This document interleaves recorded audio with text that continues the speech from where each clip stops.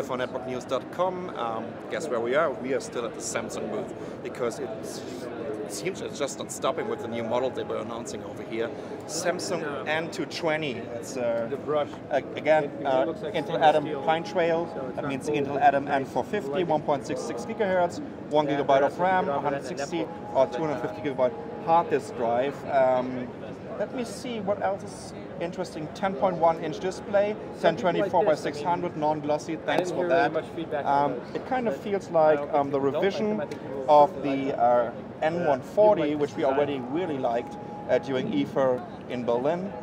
Actually, this is a new keyboard that Samsung is using on this one, right? Look at this huge enter key. I really like that. And also, I got to like the big tab key, because the tab is really, really important, especially when you're filling out forms. I have no clue, but we still have to get a huge caps lock key that no one is using at all. So people are just following all the other guys, you know, caps lock key. Oh, actually, I know in Switzerland they use the caps lock key. But anyways, the keyboard is really cool. Not as good as the one that we saw on the N150, but already pretty good. I think this is the biggest trackpad that we saw on the Samsung netbooks, but again, just a single mouse button and not separated ones. And this comes with a 6-cell battery. It also is a scratch-resistant surface, even though it's glossy. So this will be a kind of fingerprint magnet.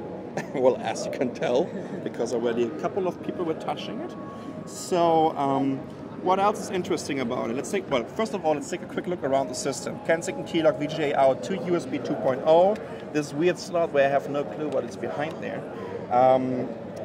Power switch, 4-in-1 card reader. There are the jacks for microphone, headset, USB 2.0, Ethernet connector, and PSU connector.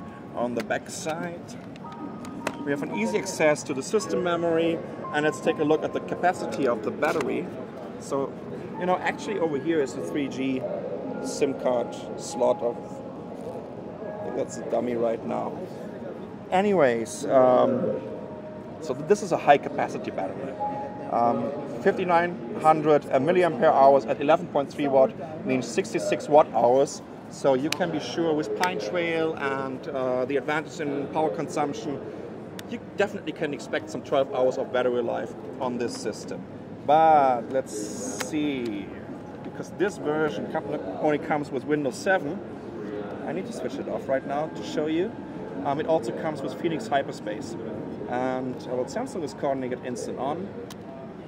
I think this is a kind of marketing gag right now, actually, because let's take a look at it. So I have to press F6. When it comes up, I mean, this is already like 5 or 6 seconds. You know what, actually there we go. What is it, like 20 seconds? Yeah. It's even more. Yeah. It's more than 20 seconds. Well, my NC10 boots on Windows 7 Ultimate Desktop in around 20 seconds. Why should I boot up? It's still loading, right? Yeah. It's way over 30 seconds. Yeah. Like you're booting into Windows 7 in 30 seconds, even on a hard disk in these days. Yeah. So why should I use this? This looks a little bit like a Intel Moblin ripoff. Yeah, so they're trying to get some feeds on the front end and content. Yeah, I'm just not getting it. So guys, calling it Instant On, whatever. This is getting into the first review labs, and they will rip it apart completely, you know, telling you something about Instant On, and no one will use it anyways. I'm sorry about that.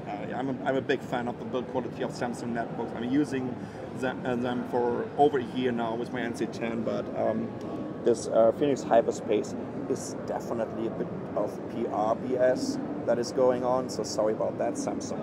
Besides that, a fantastic netbook, N220, great build quality, great keyboard, long battery life, and it's slim, it's light, and something that I can really recommend. So that's a Samsung N220, and this is Sasha from netbooknews.com at the CES 2010 in Las Vegas. Thanks for watching.